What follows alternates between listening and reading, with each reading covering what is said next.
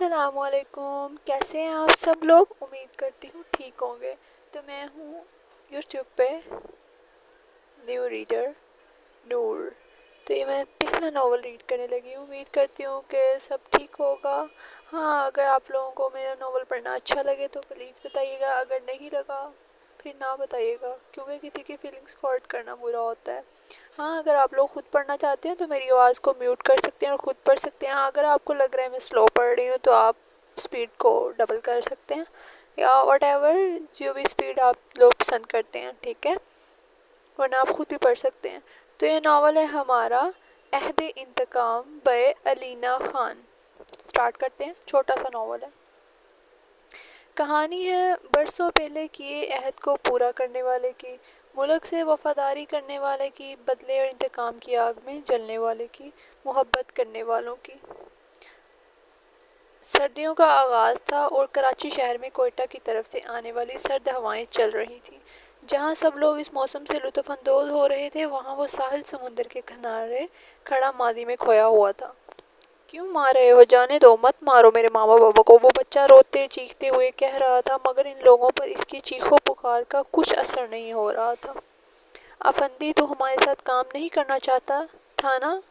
اب دیکھ، اس کام میں ہم تیرے بیٹے کو استعمال کریں گے، ہا ہا ہا، ایک آدمی نے بے ہنگم طریقے سے ہنستے ہوئے کہا۔ بچہ ایک پل کو ان لوگوں کی بات سن کر سہم گیا تھا، مگر ان لوگوں کو آپس گفتگو کرتے دیکھ وہ قریب موجود گنے درخت پر چڑھ گیا۔ کہاں گیا وہ لڑکا؟ ڈھونڈو اسے، وہ ہمارے ہاتھ سے نکلنا نہیں چاہیے، جلدی ڈھونڈو اس کو، اس سے پہلے کوئی یہاں آ جائے۔ وہ آدمی غصے اور پریشانی کے ملے جلے تاثرات سے بولا۔ ٹن ٹن ٹن، موبائل کی بیل نے اس کی سوچوں میں ارتعاش پیدا کیا۔ ہیلو، فون اٹھاتے اس نے بولا، مگر دوسری جانب کی بات سن کر اس کے ماتھے پر بل پڑ گئے۔ وہ اپنی دوستوں کے ساتھ کینٹین میں آ کے بیٹھی تھی۔ آج تو سر نے لگتا قسم کھائی ہوئی تھی کہ سارا چیپٹر پڑھا دینا ہے، اس کی ایک دوست ہانیہ نے کہا۔ شکر ہے کہ لیکچر کا ٹائم ختم ہو گیا تھا، ورنہ مجھے تو بھوک بہت لگ رہی تھی، اس کی دوسری دوست نے منہ میں لیز رکھتے ہوئے کہا۔ ہاں، تمہیں تو ہر وقت کھانے کی پڑی ہوتی ہے موٹی، اس نے اپنی دوست سمین کو ہنستے ہوئے بولا، جو اس وقت کھانے میں مصروف تھی۔ بالکل ٹھیک کہا تم نے انو، اسے کھانے کے سوا کچھ نہیں آتا، ہنا نے بھی اس کا مذاق اڑاتے ہوئے کہا۔ ہینا، کیسی دوستیں ہو تم لوگ، اب میں تم لوگوں سے بات نہیں کروں گی، سمین نے روٹھتے ہوئے کہا۔ ہائے، میری بیبی کو برا لگا، ہی ہی ہی، ہانی نے سمین کو بچوں کی طرح پچکارتے ہوئے کہا، جس پر سمین سمیت سب کی ہنسی کینٹین میں گونجی۔ اچھا اب جلدی کرو میم، انم کا لیکچر شروع ہونے والا ہے، انو نے اپنی رسٹ واچ پر ٹائم دیکھتے ہوئے بولا۔ اس کی بات سن کر وہ سب لوگ کلاس لینے کے لیے اپنی کتابیں اٹھانے لگے۔ ہم آج رات سامان دبئی نہیں بھیج سکتے، ان لوگوں کی ہم پر کڑی نظر ہے، آدمی نے اپنے سامنے موجود دوسرے آدمی سے کہا۔ مگر سرکار، شیخ کو تو آپ نے آج رات تک کا بولا ہوا تھا، اس آدمی نے ڈرتے ڈرتے اپنے سرکار کو کہا، جو غصے میں ادھر ادھر کمرے میں چکر لگا رہا تھا۔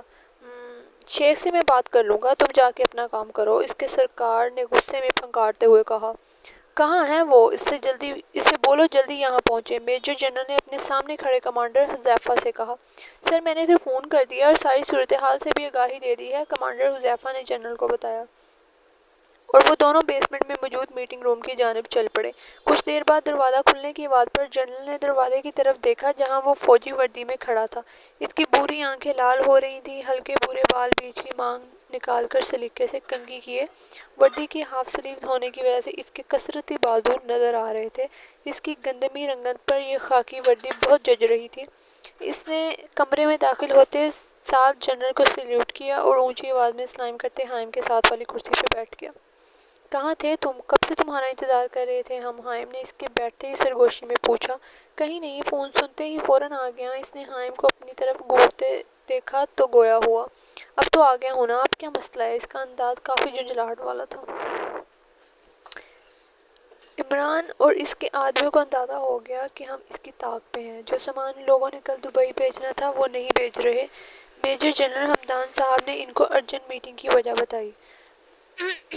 اب ہمیں اس کے اگلے قدم تک بہت محتاط رہنا ہوگا، وہ جلد ہی سامان دبئی کے لیے روانہ کرے گا، جنرل صاحب نے بات جاری رکھتے ہوئے کہا۔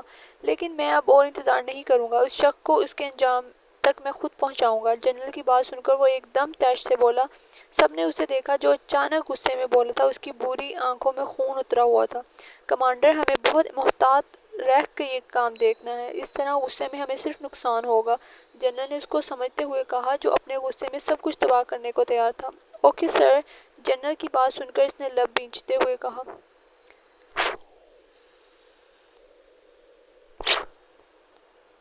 کھڑکی میں کھڑی آسمان پر نظریں جمائے نہ جانے وہ کہاں گم تھی۔ ہوا میں خنکی ہونے کی وجہ سے لاہور کی راتیں دن کی بدولت زیادہ ٹھنڈی تھی۔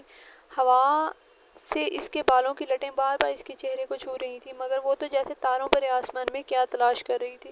بیٹا وہاں کیوں کھڑی ہو اور ابھی تک سوئی کیوں نہیں؟ کوئی پریشانی ہے؟ ایسے کیوں کھڑی ہو؟ ٹھنڈ لگ جائے گی۔ بی جان نے اس کے کمرے میں روشنی دیکھی تو اس کے کمرے میں آ گئی۔ اسے کھڑکی کے پاس کھڑے دیکھ کر تفتیش سے پوچھا۔ بی جان کی آواز پر وہ چونکی، پھر مڑ کر انہیں دیکھا جو اس کے بیڈ پر آ کر بیٹھی تھی۔ اس سال بھی وہ نہیں آیا بی جان، اس نے بی جان کی گود میں سر رکھ کر کہا۔ تم جانتی تو ہو بچپن سے وہ کتنا ضدی ہے، جب تک اس کا اپنے باپ سے کیا وعدہ پورا نہیں ہوگا وہ سکون کا سانس تک نہیں لے گا۔ بی جان نے پری کے بالوں میں نرمی سے انگلیاں چلاتے ہوئے افسردگی سے کہا۔ اب تم سو جاؤ، اس کے بارے میں زیادہ پریشان نہ ہو۔ بی جان نے پری کے اوپر کمبل ڈالتے اور لائٹ آف کرتے کمرے سے چلی گئی۔ انفال ڈرائیور کے انتظار میں کھڑی تھی۔ ہنا آج چھٹی پر تھی اور ہانیہ اور سمین کو لینے تو وہ چلی گئی۔ ابھی وہ واپس یونی کے اندر جانے لگی کہ ایک گاڑی یونی کے گیٹ پر رکی۔ اس نے حیرانی سے کار میں موجود افراد کو دیکھا۔ اب کیا ایسے ہی منہ کھولے کھڑی رہو گی یا گاڑی میں بیٹھو گی؟ حائم نے انو کو اس طرح شاکڈ ہو کر منہ کھولے دیکھا تو ہلکا سا مسکرا کے بولا، بائی آپ کب آئے؟ پتہ ہے میں کب سے آپ کا ویٹ کر رہی تھی۔ انو نے اس کی گاڑی سے نکلنے پر اس کے گلے لگتے ہوئے کہا۔ اچھا اب زیادہ مسکے نہ لگاؤ اور چلو بیٹھو، مباسل کو بھی ڈراپ کرنا ہے، حائم نے انفال کے سر پر آہستہ سے چیت لگاتے ہوئے بتایا۔ انفال مباسل کا نام سن کر اپنی اختیاری پر کچھ شرمندہ ہو کر گاڑی میں بیٹھی۔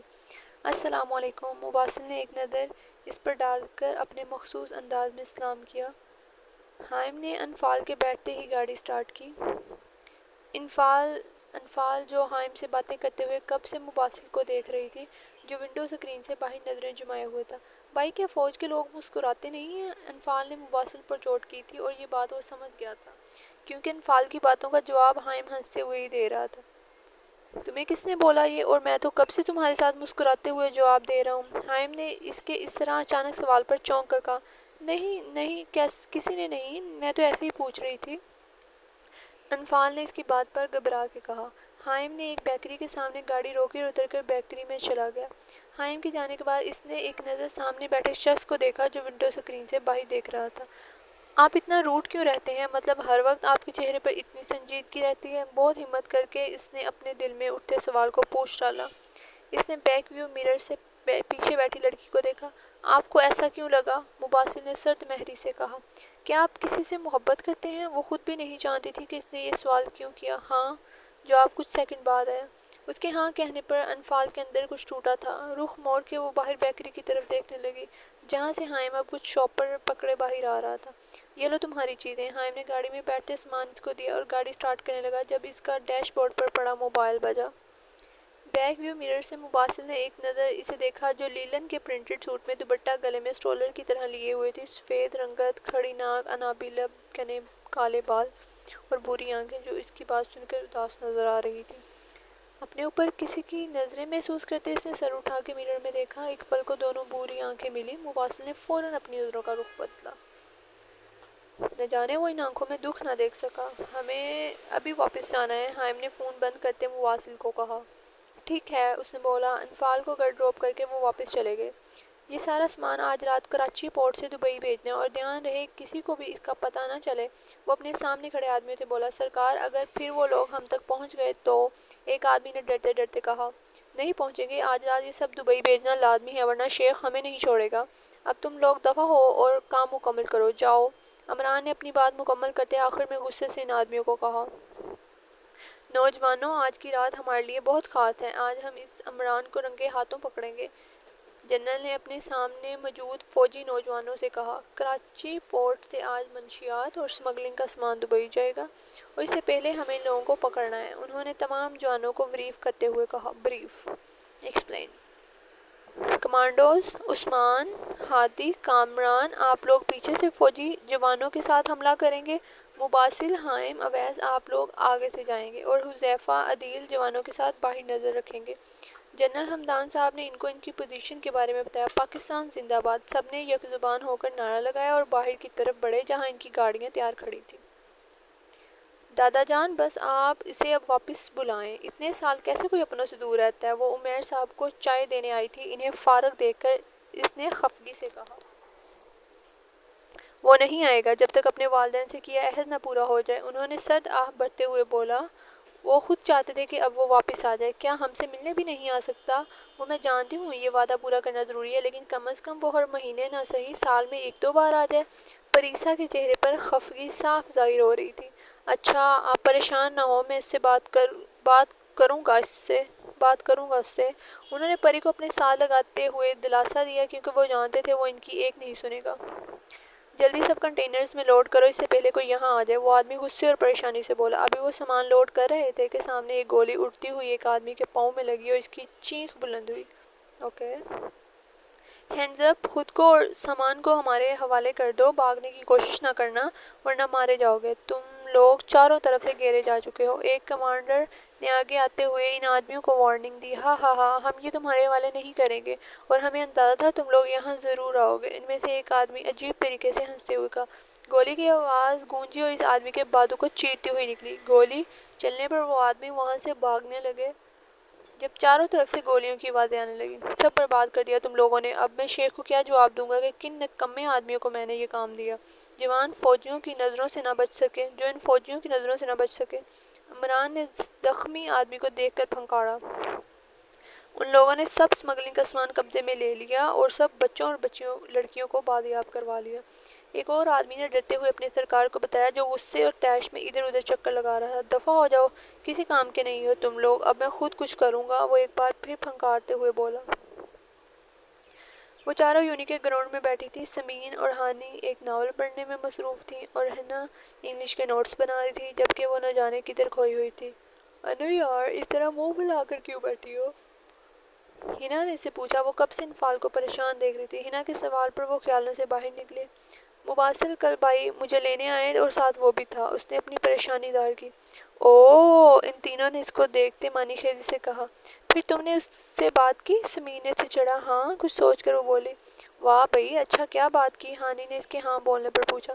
یہی کہ وہ ایسا کیوں ہے، کہیں اسے کسی سے محبت تو نہیں؟ انفال نے تھوڑا جھجک کے بتایا۔ پھر وہ تینوں ایک ساتھ بولی۔ اس نے کہا ہاں، یہ بتاتے نہ جانے کیوں اس کی آواز بڑھ آئی۔ ایسا کچھ نہیں ہوگا، کیا پتا اس نے صرف تمہیں ٹالنے کے لیے بولا ہو۔ ہنا نے اسے سمجھایا تھا، وہ اپنی دوست کو اس طرح اداس نہیں دیکھ سکتی تھی۔ ہنا کی بات سن کر وہ صرف سر ہلا کے رہ گئی، کیونکہ اب وہ اس کے بارے میں بات نہیں کرنا چاہتی تھی۔ ان لوگوں نے اسمگل شدہ مال اور بازیاب کرائے ہوئے بچوں اور لڑکیوں کو حکومت کے حوالے کر دیا گیا تھا۔ شاباش جوانوں، اب بس ہمیں عمران کو پکڑنا ہے، کیونکہ اب وہ چین سے نہیں بیٹھے گا۔ میجر نے سب کو شاباش دیتے ہوئے کہا۔ اب ہمیں انتظار کرنا ہوگا، بہت جلد وہ دوبارہ سامان بھیجے گا اور اب کی بار ہم اس کے اڈے پر حملہ کریں گے۔ جنرل نے کہا، انشاءاللہ اس بار ہم اس کے انجام تک پہنچائیں گے۔ اس نے کہا، پاک فوج زندہ باد، پاکستان پائندہ باد، سب نے یک زبان ہو کر نعرہ لگایا۔ وہ دونوں اپنے اپارٹمنٹ میں بیٹھے کام کر رہے تھے۔ حائم کافی بنا کر لایا تو اسے دیکھا جو پتہ نہیں کون سی دنیا میں کھویا ہوا تھا۔ کہاں کھوئے ہوئے ہو؟ میں اتنی دیر سے یہاں بیٹھا ہوں اور تم تو پتہ نہیں کدھر کھوئے ہوئے ہو۔ حائم نے اسے کہا جو سوچوں میں گم تھا۔ نہیں، کہیں نہیں، بس ایسے ہی گھر کی یاد آ رہی تھی۔ وہ نے گڑبڑاتے ہوئے بولا، جب سے تم نے آرمی جوائن کی ہے تم صرف کوئی 5 یا 6 بار اپنے گھر گئے ہو، اور جب سے عمران کا کیس شروع ہوا ہے تم گھر جانا تو دور فون بھی نہیں کرتے۔ حائم نے تشویش سے پوچھا۔ میں جب تک اپنے والدین سے کیا عہد نہ پورا کر لوں گھر نہیں جاؤں گا، اس نے سامنے دیوار کو گھورتے ہوئے کہا۔ تم مجھے بھی نہیں بتاؤ گے کیا ہوا تھا؟ حائم خفگی سے بولا۔ کیا کرو گے جان کر؟ اس کی آنکھوں میں خون اترا ہوا تھا۔ 6 سال پہلے اس آرمی جوائن کی تھی اور صرف حائم سے دوستی تھی جس میں زیادہ ہاتھ حائم کا ہی تھا۔ ہم لوگ شہر میں رہتے تھے، دادا اور دادی گاؤں میں رہتے تھے۔ میں 10 سال کا تھا اور ہم گاؤں جا رہے تھے، میری بہن مہینہ پہلے ہی دادا کے ساتھ گاؤں چلی گئی تھی۔ گاؤں لاہور سے 2-3 گھنٹے دور تھا۔ ابھی ہم لوگوں کو 1 گھنٹہ ہوا تھا جب فائرنگ کی آواز آئی اور ہماری گاڑی لڑکھڑائی تھی۔ بابا نے فوراً بریک لگ کر گاڑی روکی، وہ سانس لینے کے لیے رکا، نظریں اپنے ہاتھوں پر جمائی۔ اس نے دوبارہ بولنا شروع کیا۔ کچھ آدمی ہماری گاڑی کو گھیرے کھڑے تھے۔ ایک آدمی نے گاڑی کا دروازہ کھول کے بابا کو باہر نکالا۔ ہمیں وہ ڈاکو لگے تھے۔ پھر ان لوگوں نے ماما اور مجھے باہر نکالا۔ تم نے میرے ساتھ کام کرنے سے منع کر کے خود اپنے پاؤں پر کلہاڑی ماری۔ اب دیکھ میں کیا کرتا ہوں، ہاں ہاں ہاں۔ ایک آدمی نے عجیب طریقے سے ہنستے ہوئے میرے بابا کو بولا تھا۔ عمران جانے دو ہمیں، بابا نے اس آدمی سے کہا۔ ان لوگوں نے میری آنکھوں کے سامنے میرے ماں بابا کو قتل کر دیا تھا۔ میرے رونے چیخنے کا ان پر کچھ اثر نہیں ہوا تھا۔ یہ بتاتے اس کی آنکھیں ضبط سے لال ہو گئی تھی۔ میں ان لوگوں کی نظروں سے بچ کے قریب موجود گرے درخت پر چھپ گیا۔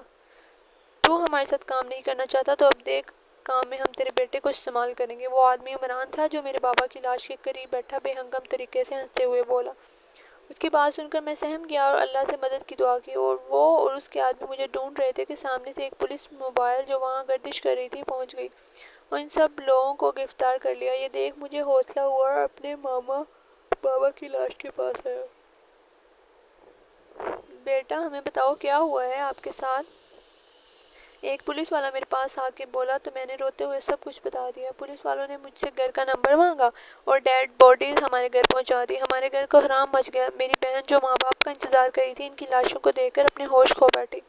ماما بابا کی ڈیتھ کے بعد میرے اور میری بہن کو دادا دادی دوسرے شہر لے گئے۔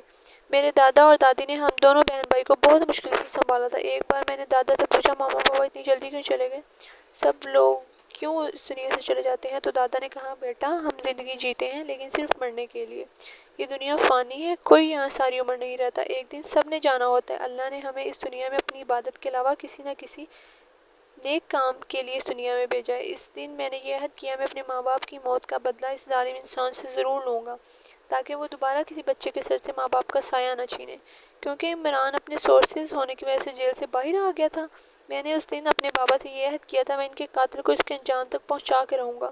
حائم نے اسے دیکھا جس کی آواز رند گئی تھی مگر وہ کمال ضبط سے آنسو روکے ہوئے تھا۔ مباسل نے اپنی بات ختم کر کے حائم کی طرف دیکھا۔ حائم کی آنکھوں میں اس کی بات سن کے نمی آ گئی۔ وہ اٹھا اور مباسل کو گلے لگاتے ہوئے بولا، میں ہمیشہ تمہارے ساتھ ہوں، اللہ تمہیں تمہارا عہد پورا کرنے کی ہمت دے، آمین۔ 2 ماہ بعد وہ یونی سے واپس آ رہی تھی جب ڈرائیور نے اچانک گاڑی روکی۔ سڑک تقریباً سنسان تھی۔ بھائی گاڑی کیوں روکتی؟ پریشانی سے پوچھا۔ میڈم شاید پیٹرول ختم ہو گیا ہے، ڈرائیور گاڑی چیک کرتے ہوئے بولا۔ ابھی کچھ منٹ گزرے تھے اس نے بابا کو فون کر کے دوسری گاڑی بھیجنے کا بول دیا تھا، تبھی ایک کیٹ ڈبہ وہاں آ کے رکا اور چند نقاب کا آدمی اس میں سے نکلے۔ گاڑی کا دروازہ کھول ورنہ ہم تجھے مار دیں گے، ایک نقاب پوش آدمی نے ڈرائیور سے کہا۔ یہ سن کر پیچھے بیٹھی انفال ڈر گئی تھی۔ کچھ دنوں سے اسے محسوس ہو رہا تھا جیسے کوئی اس پر نظر رکھے ہوئے ہے، لیکن ان لوگوں کو دیکھ کر صحیح معنوں میں اسے زمین اپنے پاؤں سے نکلتی محسوس ہوئی۔ کون لوگ ہو تم اور کیوں دروازہ کھولے ہم؟ وہ ہمت کر کے بولی۔ اے لڑکی تو اپنی زبان بند کر اور چپ چاپ گاڑی سے اتر، ایک آدمی نے غصے میں سے اسے بولا۔ جب ڈرائیور نے دروازہ نہیں کھولا تو ایک آدمی نے گاڑی کا ٹائر پر فائر کیا۔ اب اگر دروازہ نہ کھولا تو یہ گولی تیرے بھیجے میں اتار دوں گا، وہ آدمی طیش میں ڈرائیور سے بولا۔ اس کی دھمکی دینے پر ڈرائیور اور اس کی روح کانپ گئی۔ بھائی آپ دروازہ کھول دیں ورنہ یہ لوگ ہمیں مار دیں گے، انفال نے ڈرتے ہوئے کہا۔ ڈرائیور کے دروازہ کھولنے کی دیر تھی، ان آدمیوں نے ڈرائیور کو گلے میں انجیکشن لگا کر بے ہوش کر دیا اور انفال کے منہ پر رومال رکھ کے اس کی آواز بند کی جو چیخنے لگی تھی، اور اسے اٹھا کر گاڑی میں ڈال کر لے گئے۔ وہ سب لوگ آج ایک بار پھر عمران کو پکڑنے کا لائحہ عمل طے کر رہے تھے جب کسی کا موبائل رنگ ہوا۔ حائم نے ایکسکیوز کرتے ہوئے فون اٹھایا۔ دوسری جانب کی بات سن کے اس کے چہرے پر پریشانی پھیل گئی اور دماغ کی رگیں تن گئیں۔ سب نے اس کے بدلتے انداز کو دیکھا۔ سب خیریت ہے جوان؟ جنرل نے اس کے چہرے کو دیکھ کر پوچھا۔ عمران اب اپنی حدیں پار کر رہا ہے، اس نے میری بہن کو اغوا کیا، میں اسے زندہ نہیں چھوڑوں گا، حائم نے غصے کے عالم میں کہا، اور مباسل کو یہ سن کر جھٹکا لگا تھا۔ اس کی آنکھوں کے سامنے وہ خفا سی بیٹھی لڑکی کا سراپا لہرایا۔ ہم آج رات ہی اس کے اڈے پہ حملہ کریں گے اور اس کو اس کے انجام تک پہنچا کے رہیں گے۔ یہ ایک اندھیرا کمرہ تھا جہاں اسے لایا گیا تھا۔ اس کمرے میں اس کے علاوہ اور بھی لڑکیاں تھیں جن کے منہ کو رومال سے باندھا گیا تھا اور ہاتھوں کو پیچھے رسی سے باندھے ہوئے تھے۔ گرم سیال اس کی آنکھوں سے بہہ رہا تھا۔ جب اسے ہوش آیا تو اسے اپنے سر میں ٹسیں اٹھتی محسوس ہوئیں۔ کمرے میں اندھیرے کی وجہ سے اسے وقت کا اندازہ نہیں تھا، وہ بس مسلسل روئے جا رہی تھی اور اللہ سے مدد کی دعا کر رہی تھی۔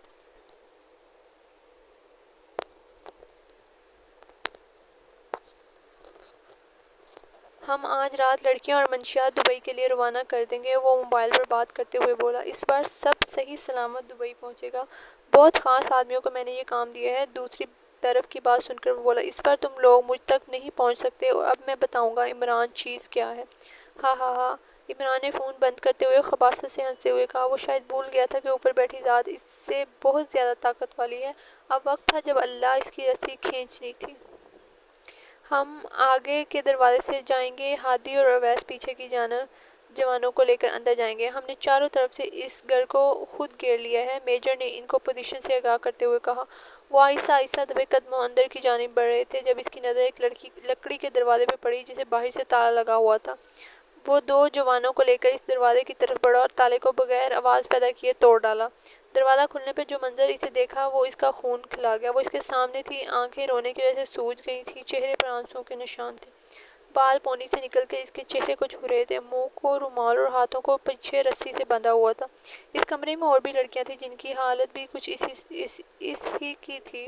وہ انفال کے احساسات کے بارے میں جانتا تھا مگر کبھی ظاہر نہیں ہونے دیا تھا، مگر آج اسے اس حالت میں دیکھ کے اس کے دل کو کچھ ہوا تھا۔ اس نے آگے بڑھ کر اس کے بندھے ہاتھ کھولے اور جوانوں کو بھی باقی لڑکیوں کو کھولنے اور حفاظت سے باہر نکالنے کا کہتے انفال کے منہ پر بندھے رومال کھولا۔ وہ پہلی بار اسے اتنے قریب سے دیکھ رہا تھا۔ جب انفال نے اپنی بوجھل ہوتی آنکھوں کو کھول کر اسے دیکھا۔ چلو اٹھو، ہمیں یہاں سے جلد نکلنا ہے، اس نے انفال کے چہرے سے نظریں ہٹا کے کہا۔ چلو شاباش۔ جب کوئی جواب نہ آیا تو اس نے اس کی طرف اپنا ہاتھ بڑھاتے ہوئے کہا۔ انفال نے تھوڑا جھجک کے اس کے ہاتھ پر اپنا ہاتھ رکھ کر کھڑی ہو گئی۔ باقی لڑکیوں کو پیچھے کے دروازے سے باہر نکال دیا گیا۔ ابھی وہ دونوں کمرے سے نکلنے لگے جب گولیوں کی آوازیں گونجنے لگیں۔ اس طرف مباسل نے ایک طرف اشارہ کرتے ہوئے اسے اپنے ساتھ آنے کو کہا۔ وہ پیچھے کے دروازے کی طرف بڑھ رہے تھے جب ایک گولی مباسل کے بازو کو چھوتی ہوئی گزری۔ اس نے انفال کو اپنے پیچھے کیا اور سامنے کھڑے شخص کو دیکھ کر اس کی آنکھوں میں خون اترا۔ بہت جلدی ہے یہاں سے بھاگنے کی، ہاں ہاں، وہ آدمی ہنستے ہوئے بولا۔ انفال ان سب سے بے خبر اس کے بازو سے نکلتے ہوئے خون کو دیکھ رہی تھی۔ تم عمران، تجھے تو میں اپنے ہاتھوں سے مارنے کا خواہشمند ہوں، اپنے بابا سے کیا عہد آج پورا ہوگا، مباسل نے سامنے کھڑے عمران کو غصے میں دیکھتے ہوئے کہا۔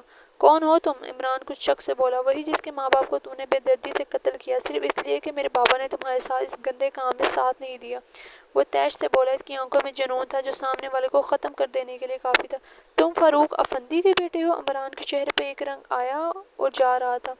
واہ، تو تمہیں یاد ہے، تو یہ بھی یاد ہوگا کس بے دردی سے قتل کیا تھا۔ اب تمہاری باری، تمہارا کھیل اب ختم عمران، مباسل نے غصے میں چیختے ہوئے کہا۔ پیچھے کھڑی انفال کو ایک طرف اشارہ کرتے باہر جانے کا بول کر دوبارہ عمران کی طرف پڑھا۔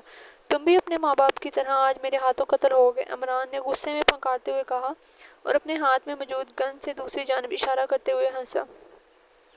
مباسل نے اس کی نظروں کے تعاقب میں دیکھا اور ایک پل کو اسے لگا جیسے کسی نے اس کے دل کو دبوچ لیا۔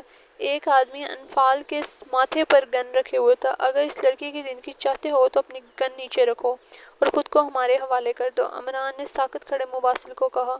اس معصوم کو جانے دو عمران، ورنہ میں بہت برا پیش آؤں گا، وہ غصے سے داڑا۔ عمران نے جیسے ہی انفال کو اپنی گن کے نشانے پر رکھ کر ٹریگر کو دبانے لگا جب ایک گولی ہوا کو چیرتی اس کے ہاتھ سے پار ہوئی اور اس کے اڈے میں اس کی ہولناک چیخ بلند ہوئی۔ انفال نے، جس نے ڈر کے آنکھیں میچی ہوئی تھیں، عمران کی چیخ پر ایک دم کھولیں اور اس محافظ کو دیکھا جو اپنے زخمی بازو کی پرواہ کیے بغیر عمران کے سینے میں گولیاں اتار چکا تھا۔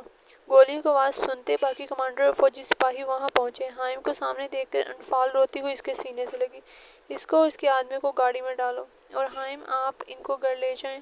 جنرل نے پہلے حذیفہ اور کامران کو حکم دیا اور پھر حائم سے بولے۔ مباسل افندی، آپ نے بہت اچھا کام کیا، ورنہ آج اگر یہ پھر بھاگ جاتا تو اسے پکڑنا مشکل تھا۔ پراؤڈ آف یو، میجر نے اس کی پیٹھ تھپکی۔ کمانڈر، آپ بازو پر ڈریسنگ کروائیں اور آرام کریں، جنرل نے اس کے زخمی بازو کو دیکھ کر کہا۔ آج اس کا اپنے باپ سے کیا عہد پورا ہوا تھا، جس انتقام کی آگ میں وہ جھلس رہا تھا، اب وہ آگ بجھ گئی تھی۔ ایک ہفتے بعد وہ اپنا سامان ایک بیگ میں رکھ رہا تھا اور حائم سامنے صوفے پر لیٹا موبائل چلا رہا تھا جب مباسل نے اسے مخاطب کیا۔ انفال اب کیسی ہے؟ اس نے تھوڑا جھجک کے حائم سے انفال کے بارے میں پوچھا جو اس واقعے کے بعد سے کافی ڈر گئی تھی۔ اب بھی اکثر ڈر جاتی ہے، ماما، بابا اور ہیرا اسے واپس نارمل کرنے کی کوشش کر رہے ہیں، انشاءاللہ جلد ٹھیک ہو جائے گی۔ اس کے سوال کرنے پر حائم نے مشکوک نظروں سے اسے دیکھا اور پھر انفال کی حالت بتائی۔ مجھے تم سے بات کرنی ہے، اسے بیڈ کے کنارے بیٹھتے جسے لفظوں کا چناؤ کیا۔ ہاں بولو، حائم اس کے انداز پر چونکا۔ میں انفال سے نکاح کرنا چاہتا ہوں، اس نے بات مکمل کر کے سینے میں دبی سانس ہوا کے حوالے کرتے حائم کو دیکھا۔ حائم کا چہرہ کسی بھی قسم کے تاثر سے آرا تھا۔ وہ حائم کے جواب کا انتظار کیے بغیر دوبارہ اٹھ کر بیگ میں سامان رکھنے لگا۔ میں گھر والوں اور انفال سے پوچھے بغیر تمہیں کوئی جواب نہیں دے سکتا۔ تم کہاں جا رہے ہو؟ حائم نے مشکوک طریقے سے کہا۔ ہاں، ایک کام ادھورا رہ گیا تھا، وہی کرنے جا رہا ہوں۔ اس نے ہلکے سے ہنستے ہوئے کہہ کے بیگ بند کرنے لگا۔ نہ جانے کتنے وقت بعد وہ مسکرایا تھا اور حائم نے دل ہی دل میں اس کے ایسے ہی مسکرانے کی دعا کی تھی۔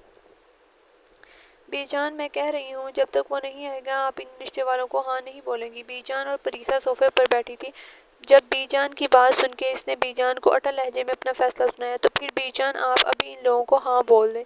اس نے پیچھے سے آ کے بی جان کی گرد بازو پھیلا کر شوقیہ انداز میں کہا، کیا ہو گیا ہے؟ یہ میں ہی ہوں، میرا بھوت نہیں ہے۔ اس نے مسکراتے ہوئے پری کو چوٹکی کاٹی تو وہ ہوش کی دنیا میں واپس آئی اور اسے دیکھا جو بی جان کے گلے لگے ان کے شکوے دور کر رہا تھا۔ تم کتنے بدتمیز ہو مباسل بندہ، سال میں ایک بار گھر آ جائے، تم نہیں تو ہر ہفتے فون کر لے، لیکن نہیں، تمہیں تو صرف اپنی پرواہ ہے۔ پریسا نے اس کے کان کھینچتے ہوئے تھوڑا غصہ کرتی بولی تو آخر میں آواز رند گئی تو مباسل کو لگا شاید اس نے بہت غلط کیا، کم از کم وہ ہر مہینے فون کر کے اپنی خیر خیریت کی خبر ان کو دیتا رہتا۔ دادا کہاں ہیں؟ آج تو سنڈے ہے، وہ گھر میں نہیں ہے کیا؟ پری کو چپ کراتے اس نے بی جان سے کہا، ہاں مارکیٹ تک گئے تھے، تم منہ ہاتھ دھو، میں کھانا لگاتی ہوں۔ بی جان نے اسے بتاتے ہوئے اس کو فریش ہونے کا بولتی کچن کی طرف چلی گئی۔ اچھا آپ ناراض تو نہ ہو، اب تو آ گیا ہوں نا، ویسے ایک سرپرائز ہے آپ کے لیے۔ مباسل نے پری کی ناراضگی ختم کرتے ہوئے کہا، کہیں تم نے شادی تو نہیں کر لی؟ پری کے مشکوک طریقے سے پوچھنے پر مباسل نے کہا لگایا۔ اس کے اس طرح ہنسنے پر پریسا نے اس کے ہمیشہ خوش رہنے کی دعا کی۔ وہ ویکنڈ پر گھر آیا تھا۔ اس کا ارادہ پہلے انفال سے بات کرنے کا تھا، مگر آسیہ بیگم نے بتایا کہ وہ اپنی دوستوں کے ساتھ باہر گئی ہے تو وہ حیدر صاحب کے کمرے میں ہے۔ ماما پاپا، مجھے آپ لوگوں سے بات کرنی ہے، اجازت لیتے وہ کمرے میں آئے۔ حیدر صاحب بک کا مطالعہ کرنے میں مصروف تھے اور آسیہ بیگم بیڈ پر بیٹھی تھی۔ ہاں بولو بیٹا، کیا بات ہے؟ حیدر صاحب نے کتاب سائڈ پہ رکھتے ہوئے نرمی سے کہا۔ آپ لوگ مباسل کو تو جانتے ہی ہیں، وہ اپنے گھر والوں کو انفال کے سلسلے میں بھیجنا چاہتا ہے۔ حائم نے تمہید باندھ کے بات شروع کی۔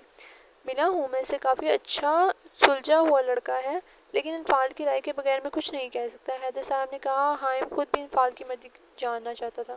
ابھی وہ لوگ بات کر رہے تھے کہ جب انفال روم میں داخل ہوئے۔ السلام علیکم بھائی، آپ کب آئے؟ کدھر گیا؟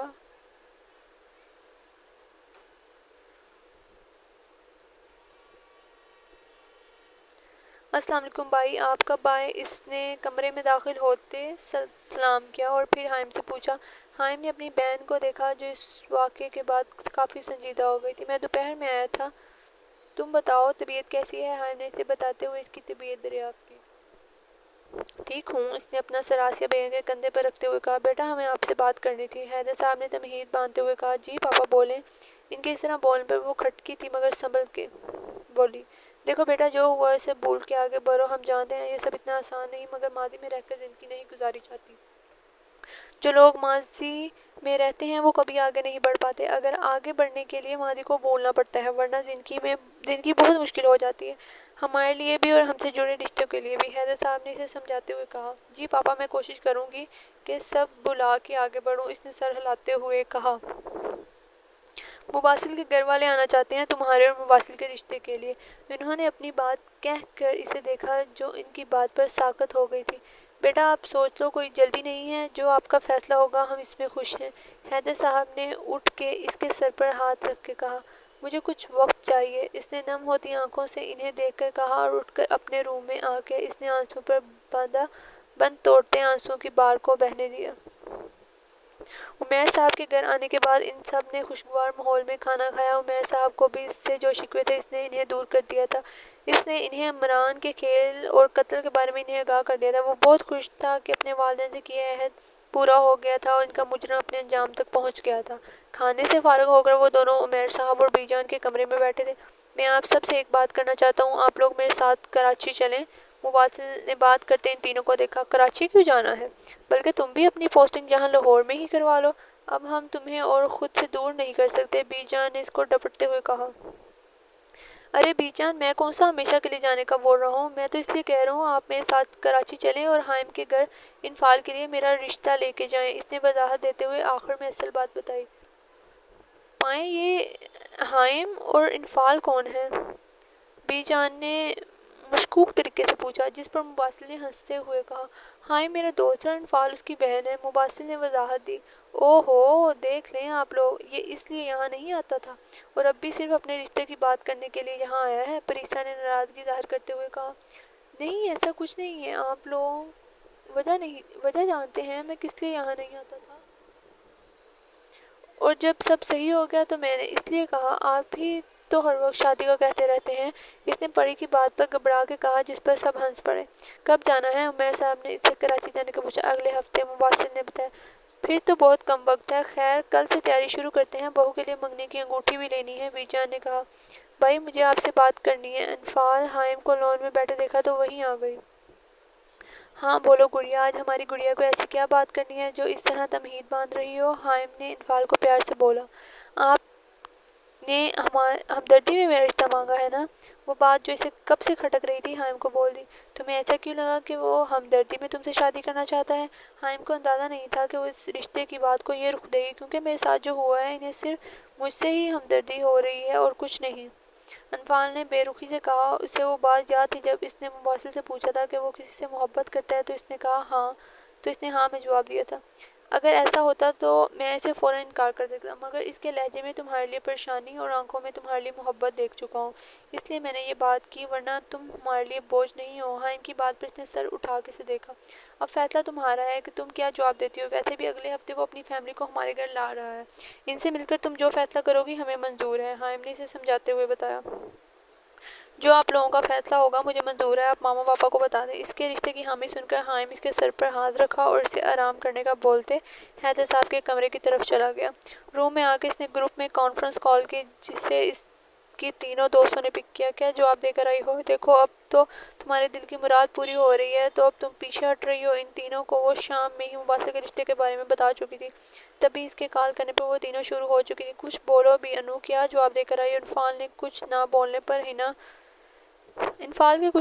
پر ہنا غصے سے بولی، میں نے بھائی اور ماما پاپا کو فیصلے کا حق دے دیا ہے اور وہ اگلے ہفتے اپنی فیملی کو ہمارے گھر لا رہے ہیں۔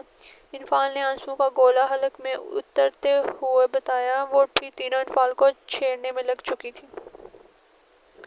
جمعہ کو ہی وہ کراچی پہنچ گئے تھے اور مواصل کے اپارٹمنٹ میں رکے تھے۔ اپارٹمنٹ میں 4 کمرے، اٹیچ باتھ روم، لاؤنج اور اس کے ساتھ اوپن کچن تھا۔ آج وہ سب حیدر صاحب کے گھر جانے کی تیاری کر رہے تھے۔ ادھر حائم بھی اپنے ماں باپ کو مباشر کے والدین کے بارے میں بتا چکا تھا۔ مباشر، عمیر صاحب، بی جان اور پری جب حیدر صاحب کے گھر پہنچے تو ان کا استقبال بہت اچھے سے کیا گیا۔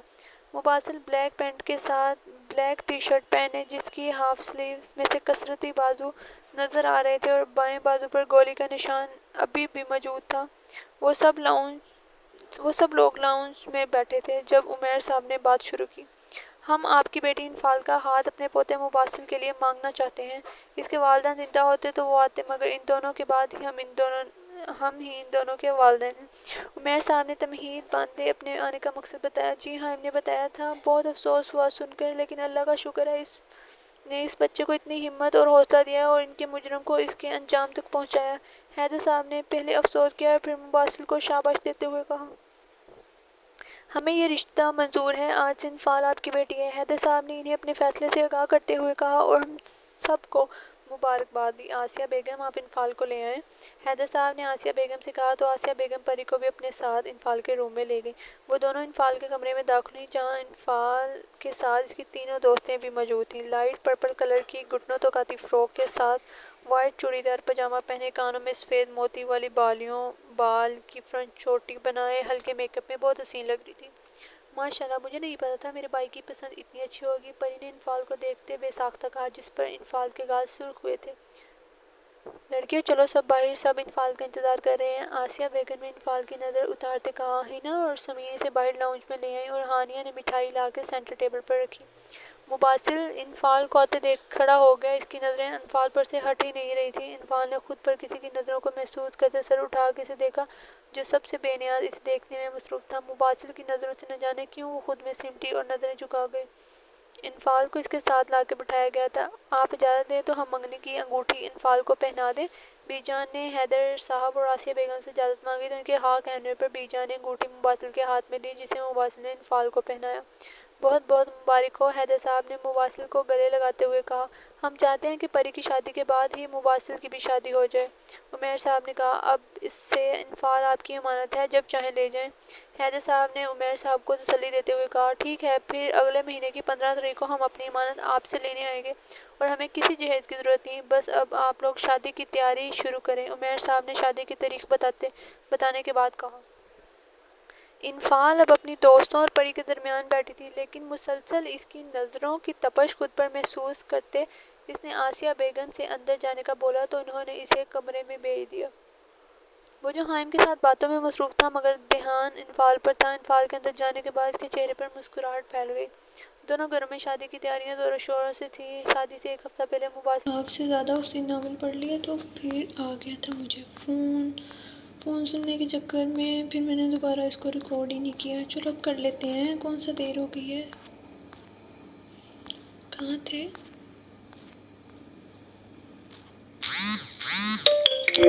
بس ہیئر۔ دونوں گھروں میں شادی کی تیاریاں زور و شور سے ہو رہی تھیں۔ شادی سے ایک ہفتہ پہلے مباسل کے گھر والے اور رشتہ دار کراچی آ گئے۔ آج مہندی تھی جو کہ حیدر ولا میں ہی کمبائن رکھی گئی تھی۔ اسٹیج کو گیندے کے زرد پھولوں سے سجایا گیا تھا۔ پورا حیدر ولا روشنی میں نہایا ہوا تھا۔ اوکے۔ مباسل کی فیملی جب حیدر ولا پہنچی تو ان کا استقبال بہت پرتپاک طریقے سے ہوا۔ مباسل سفید کرتے پر ہرے رنگ کی واسکٹ پہنے ہوئے بہت پرکشش لگ رہا تھا۔ مباسل کو اسٹیج پر بٹھانے کے کچھ دیر بعد انفال کو لایا گیا، جو پیلے اور ہرے رنگ کے امتزاج کے ٹخنوں تک آتی فراک کے ساتھ پیلے رنگ کا دوپٹہ سر پر اچھے سے سیٹ ہوا اور ہلکے میک اپ میں بہت خوبصورت لگ رہی تھی۔ انفال کے اسٹیج کے قریب آنے پر مباسل نے اپنا ہاتھ انفال کی طرف بڑھایا، جس سے پر انفال نے نظر اٹھا کے اسے دیکھا اور اپنا مہندی سے سجا ہوا ہاتھ اس کے ہاتھ پر رکھ دیا، جس پر ساری ینگ جنریشن نے ہوٹیں کی۔ اوکے۔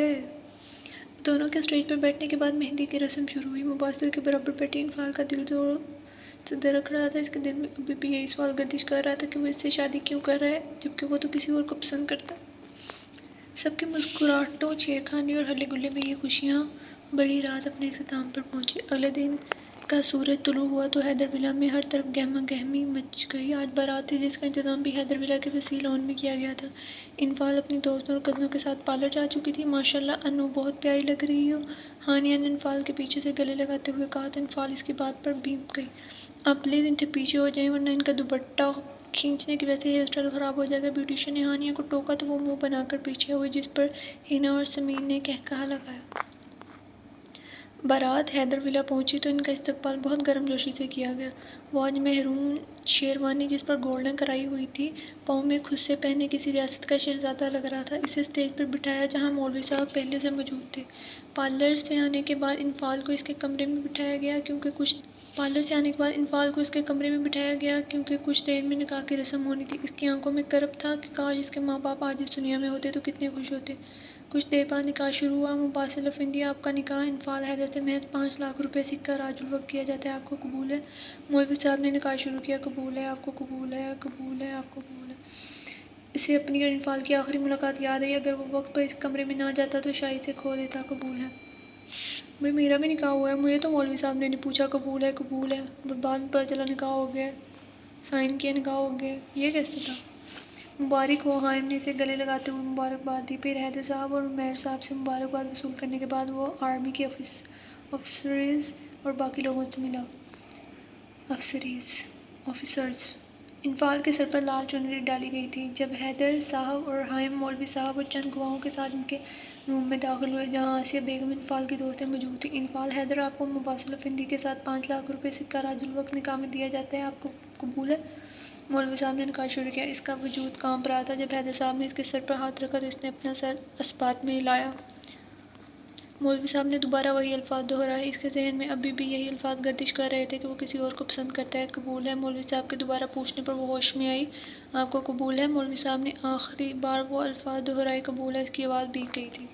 حیدر صاحب نے اسے گلے لگایا اور مولوی صاحب کو باہر لے گئے۔ وہ حائم کے ساتھ باتوں میں مصروف تھا۔ جب دلہن کے آنے کے شور پر اس نے سامنے دیکھا جہاں وہ اپنے دوستوں اور کزنوں کے سنگ آتی دکھائی دی۔ ریڈ بلڈ لہنگے جس پر گولڈن کام ہوا تھا، اسی رنگ کا دوپٹہ جس کے کناروں پر گولڈن کڑھائی تھی، سیاہ بال جو کمر تک آتے تھے، انہیں آگے سے ڈیزائن بنا کر باقی ایک کندھے پر ڈالے ہوئے تھے۔ بلا شبہ وہ خوبصورت تھی مگر آج وہ کسی شہزادی سے کم نہیں لگ رہی تھی۔ انفال کے اسٹیج کے قریب آنے پر مباسل نے اپنا ہاتھ بڑھا کر اسے اسٹیج پر چڑھنے کی مدد دی۔ پری نے انفال کو مباسل کے ساتھ صوفے پر بٹھایا۔ وہ دونوں ایک ساتھ بہت حسین لگ رہے تھے۔ سب لوگوں نے انہیں مبارکباد اور سلامی دی۔ دودھ پلائی کی رسم کے انفال کی دوستوں نے کی، جس پر مباسل نے منہ مانگی رقم ان کو دی۔ رخصتی کا وقت آیا تو انفال نے اپنے ساتھ باقی سب کو بھی رلایا۔ پھر پریسا اور بی جان نے انفال کو گاڑی میں بٹھایا۔ ان لوگوں کو مباسل کے اپارٹمنٹ جانا تھا۔ انفال کو کچھ رسموں کے بعد مباسل کے روم میں لے جایا گیا۔ کمرے کا کو گلاب کے پھولوں سے سجایا گیا تھا۔ کافی دیر مواصل کا انتظام کرنے کے بعد وہ اپنا لہنگا سنبھالتی اٹھی اور جیولری اتارنے کے بعد وہ ڈریسنگ روم کی طرف بڑھ گئی۔ تھوڑی دیر میں وہ ڈریس چینج کرنے کے بعد بیڈ پر ایک کنارے پر لیٹی اپنے اوپر کمفرٹر ڈال کے نیند کی وادیوں میں اتر گئی۔ رات 12 بجے وہ کمرے میں داخل ہوا تو نظر سامنے بیٹھی بیڈ پر لیٹی اس پری پیکر پر پڑی جو دنیا جہاں سے بے خبر خوابوں میں دنیا میں گم تھی۔ ایک اہم فون کال سننے کی وجہ سے دیر ہو گئی تھی۔ وہ فون بند کرنے کے بعد جلدی سے کمرے میں آیا کہ کہیں انفال اس کے انتظار میں بیٹھی ہو، مگر کمرے میں آگے سے سوتے دیکھ وہ سر جھٹکتا ڈریسنگ روم کی جانب بڑھ گیا اور کچھ دیر میں آرام دہ کپڑے پہننے لائٹ آف کر کے وہ بیڈ کی دوسری طرف لیٹ گیا۔ اگلی صبح انفال کی آنکھ کھلی تو نظر اپنے برابر سوئے وجود پہ پڑی۔ وہ فوراً ہڑبڑا کے اٹھی جس سے مباسل کی آنکھ بھی کھل گئی۔ کیا کوئی جن دیکھ لیا ہے جو اس طرح اٹھی ہے؟ مباسل نے اس کے اس طرح اٹھنے پر چوٹ کی۔ آپ یہاں کیا کر رہی ہیں؟ انفال نے اس کے سوال کو اگنور کرتے ہوئے پوچھا۔ مباسل نے اس کے بے تکے سوال پر نفی میں سر ہلایا۔ What madam? محترمہ یہ میرا گھر ہے اور یہ کمرہ بھی میرا ہے، اس نے انفال کی بات پر طنز کرتے ہوئے کہا اور اٹھ کر باتھ روم میں چلا گیا۔ انفال نے ایک نظر پورے کمرے میں دوڑائی۔ کمرہ زیادہ بڑا نہیں تھا۔ فل سائز کا بیڈ جس کے سامنے والی دیوار پر LED فکس تھی اور دیوار کے ساتھ درمیانے سائز کا صوفہ تھا۔ دوسری جانب سنگار میز تھی جس کے ایک طرف وہ 2 دروازے تھے، ایک ڈریسنگ روم اور دوسرا باتھ روم۔ کمرے کا جائزہ لینے کے بعد وہ سنگار میز کے سامنے کھڑے ہو کر اپنے بالوں میں برش پھیرنے لگی کیونکہ پارلر والے نے جو ہیئر اسٹائل بنایا تھا اس سے اس کے بال کافی الجھ گئے تھے۔ ابھی وہ بال برش کر رہی تھی جب باتھ روم کا دروازہ کھلا۔ انفال نے نظر اٹھا کے دیکھا، شاید شاور لے کے ابھی آیا تھا کیونکہ اس کے سامنے کے بالوں کے لٹوں سے پانی کی بوندیں گر رہی تھی۔ نظر لگانی ہے کیا؟ جانتا ہوں بہت پیارا لگ رہا ہوں، مباسل نے اس کے اس طرح خود کو دیکھتے ہوئے کہا جس پر وہ ہوش میں آئی۔ کچھ زیادہ ہی خوش فہمی ہو رہی ہے، انفال نے سنبھلتے ہوئے کہا۔ کیا کریں، کچھ لوگ ہمیں دیکھ کے ہوش کھو دیتے ہیں، مباسل نے اس کے ہاتھ سے برش لیتے ہوئے کہا۔ وہ اس کی بات کا جواب دیے بغیر پاس سے گزرنے لگی جب مباسل نے اس کی کلائی تھامی۔ چھوڑے میرا ہاتھ، انفال اس کے ہاتھ پکڑنے پر کرنٹ کھا کر مڑی۔ کیا کریں، کچھ لوگ ہمیں دیکھ کے ہوش کھو دیتے ہیں، مباسل نے اس کے ہاتھ سے برش لیتے ہوئے کہا۔ وہ اس کی بات کا جواب دیے بغیر پاس سے گزرنے لگی جب مباسل نے اس کی کلائی تھامی۔ چھوڑے میرا ہاتھ، انفال اس کے ہاتھ پکڑنے پر کرنٹ کھا کر مڑی۔ مجھے تم سے بات کرنی ہے، مباسل نے اب کی بار اس کا دوسرا ہاتھ بھی اپنی گرفت میں لیتے ہوئے کہا۔ لیکن مجھے آپ سے کوئی بات نہیں کرنی۔ انفال مسلسل اپنے ہاتھوں کو اس کی مضبوط گرفت سے آزاد کرنے کی ناکام کوشش کرنے۔ کیوں؟ کسی اور کو چاہتی تھی تم اس سے شادی کے لیے؟ ہاں، کیونکہ اس نے انفال کی بات کو غصے میں کہا۔ میں کسی اور کو پسند کرتی تھی یا آپ نے تو مجھ سے شادی ہمدردی میں کی ہے؟ انفال کو تو مانو اس کی بات پر پتنگے ہی لگ گئے۔ تمہیں کس نے کہا میں کسی اور کو پسند کرتا ہوں اور تم سے میں نے شادی ہمدردی میں کی ہے؟ مباسل اس کی بات پر چونک کر بولا۔ آپ کو شاید یاد ہو یا نہ ہو مگر مجھے اچھی طرح یاد ہے، آپ نے خود اس دن گاڑی میں کہا تھا کہ آپ کسی اور کو چاہتے ہیں۔ انفال نے اس کو یاد کرواتے ہوئے طنز سے کہا۔ اوف انفال، مجھے نہیں معلوم تھا کہ اس دن کی بات کو تم آج تک سینے سے لگائے بیٹھی ہو۔ مباسل نے اس کے ہاتھوں کو چھوڑتے ہوئے ایک ہاتھ سے اپنے بالوں کو پیچھے کرتے ہوئے کہا۔ اسے نہیں معلوم تھا کہ انفال اس بات کو اتنا سیریس لے گی۔ تو کیا آپ نے مجھ سے جھوٹ بولا تھا؟ انفال نے پیچھے ہوتے ہوئے کہا۔ ہاں، کیونکہ میں نہیں چاہتا تھا کہ تم مجھے لے کر اپنے دل میں کوئی جذبہ پیدا کرو اور تمہارے دل میں موجود میرے بارے میں جو احساسات تھے میں ان سے بھی واقف تھا اور کہیں نہ کہیں میرے دل میں بھی تمہارے لیے وہی جذبات ہیں۔ لیکن اس وقت میں تمہیں یہ بتا کر ان جذبات کو بڑھانا نہیں چاہتا تھا، اس وقت میں صرف اپنے والدین کا بدلہ لینا چاہتا تھا۔ اس سب میں اپنی جان سے بھی چاہ سکتا تھا۔ اور جہاں تک بات رہی تم سے شادی کرنے کی تو ایک بات اپنے ذہن میں ڈال لو کہ میں نے کسی ہمدردی کی بنا پر تم سے شادی نہیں کی، مباسل نے اسے بازوؤں سے تھامتے ہوئے کہا۔ اب تو سب کلیئر ہو گیا نا، یا اب بھی مجھے خفا ہو؟ مباسل نے اس کی تھوڑی کو ہلکے سے پکڑ کے اوپر کیا جس پر انفال نے نظر اٹھا کے اسے اس کی آنکھوں میں دیکھا جہاں اس کے لیے محبت اور اس کی آنکھوں میں ظاہر ہو رہی تھی۔ سوری مباسل، میں نہ جانے میں کیا بول گئی۔ انفال اس کی آنکھوں میں زیادہ دیر نہیں دیکھ پائی اور مباسل کے سینے سے لگ کر رونے لگی جس پر مباسل نے اس کے گیتے اپنے بازو کا سار باندھا اس کے بال سہلانے لگا۔ اچھا اب رونا بند کرو اور فریش ہو کر آؤ، مباسل نے کچھ دیر بعد اسے خود سے الگ کرتے ہوئے جس پر وہ سر ہلاتی باتھ روم میں فریش ہونے چلے۔ انفال جب فریش ہو کر باہر آئی تو مباسل کو اپنے انتظار میں پایا۔ مباسل نے انفال کا ہاتھ نرمی سے تھام کے اس میں خوبصورت سا بریسلٹ پہنا کے اس کے ہاتھ اپنے لبوں سے لگا۔ یہ تمہاری منہ دکھائی، کل رات جب میں آیا تو تم سو گئی تھی۔ مباسل نے انفال کے شرمائے ہوئے چہرے کو دیکھا۔